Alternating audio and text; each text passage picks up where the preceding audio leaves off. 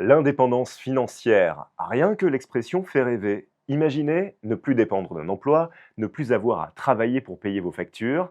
À la place, vous vivez de vos investissements et de vos revenus passifs. C'est l'image que beaucoup de gens, influenceurs et coachs en ligne, nous vendent aujourd'hui. Et c'est tentant, non? Mais est-ce que cette promesse est vraiment crédible? Est-ce aussi simple que l'on voudrait nous faire croire? Aujourd'hui, nous allons voir que la réalité est malheureusement un peu moins idyllique. Le mirage de l'indépendance financière, c'est le sujet de ce nouvel épisode de Banco.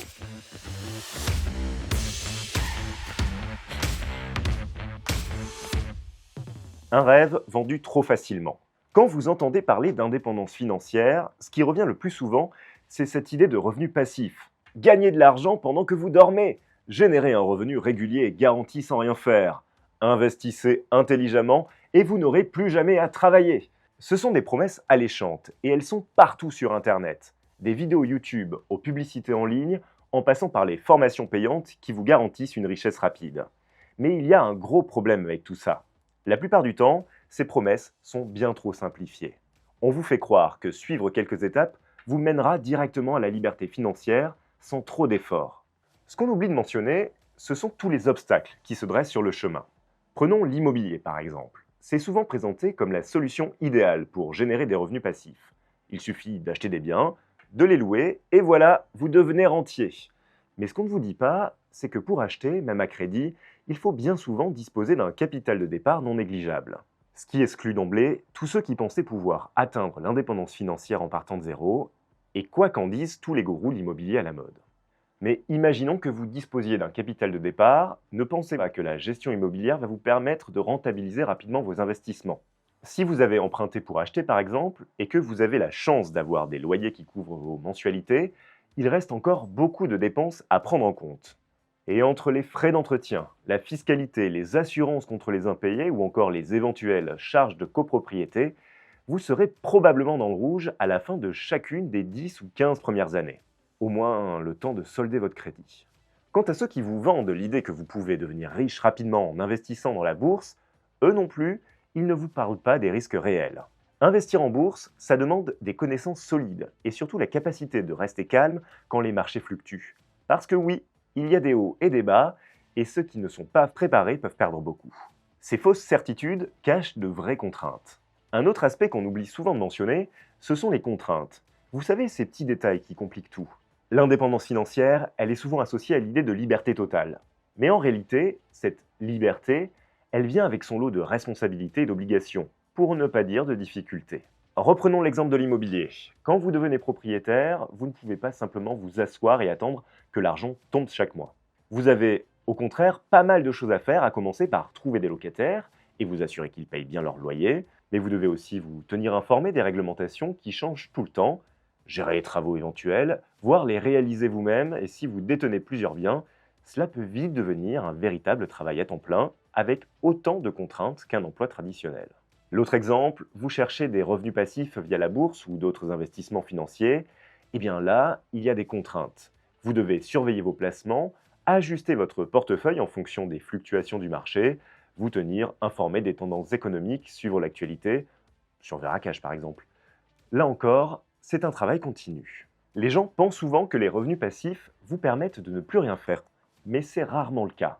Ce sont les revenus qui sont passifs, pas vous. Enfin, il y a une autre contrainte dont on ne parle pas assez, c'est la gestion des risques. Car pour atteindre l'indépendance financière, il faut déjà accepter de prendre des risques. Une baisse soudaine du marché immobilier, une crise économique majeure, un krach boursier, voire même une pandémie, et tout peut s'effondrer. Vous devez alors vous poser la question, êtes-vous prêt à accepter ces risques? Les arnaques et les pièges autour de l'indépendance financière. Parlons maintenant d'un problème majeur, et c'est sans doute le plus dévastateur, aussi bien pour vos finances que pour votre bien-être. Il s'agit des arnaques. Et dès qu'on parle d'argent, les escrocs ne sont jamais bien loin. Malheureusement, le rêve d'indépendance financière représente pour eux un formidable terrain de chasse. Il suffit de faire quelques recherches sur Internet pour tomber sur des opportunités d'investissement qui vous promettent des rendements extraordinaires avec très peu de risques. Des systèmes de trading automatisés, des investissements dans des projets immobiliers ou encore des schémas de rendement en cascade qui ressemblent beaucoup trop à des pyramides de Ponzi. Ces arnaques jouent sur un point commun, elles exploitent le désir des gens de devenir riches rapidement. Elles vous font croire qu'en suivant quelques conseils ou en investissant un peu d'argent, vous pouvez atteindre l'indépendance financière en un rien de temps. Sauf que si tout était aussi facile, tout le monde serait déjà riche. Prenons un exemple classique, les systèmes de trading automatisés. Ces programmes promettent de faire des profits pour vous sans que vous n'ayez à lever le petit doigt. En réalité, ces systèmes sont souvent mal conçus ou programmés pour échouer. Les investisseurs novices se retrouvent rapidement avec des pertes importantes. N'oubliez pas que le trading, c'est avant tout un jeu à somme nulle. Ce qui signifie que pour que certains gagnent de l'argent, d'autres doivent en perdre. Les gens qui sont à la tête de ces systèmes n'ont pas envie d'être du mauvais côté, et ils comptent donc sur vos futures pertes pour assurer leurs gains. Un autre exemple, ce sont les schémas de Ponzi, où l'on vous promet des rendements fixes et garantis, mais où l'argent des nouveaux entrants est utilisé pour payer les anciens investisseurs, jusqu'à ce que tout s'écroule et que ceux qui sont entrés en dernier perdent tout. Au cours des 15 ou 20 dernières années, beaucoup d'affaires de ce genre ont été rendues publiques et on pourrait croire que les épargnants, désormais mieux informés, sont devenus plus prudents. Malheureusement, les escrocs débordent d'imagination et leurs arnaques sont toujours plus ingénieuses. Elles sont présentées de manière professionnelle, avec des témoignages et des chiffres impressionnants. Il est alors très facile de tomber dans le piège, surtout quand on débute dans l'investissement. Pourquoi ce mirage est-il si persistant? Alors pourquoi, malgré tout cela, ce mirage de l'indépendance financière reste-t-il aussi puissant? Pourquoi des millions de personnes continuent-elles de croire en cette promesse en dépit des échecs et des arnaques? La réponse est simple, c'est l'espoir. L'espoir de pouvoir échapper à un travail quotidien, de trouver une forme de liberté que beaucoup pensent inaccessible par d'autres moyens.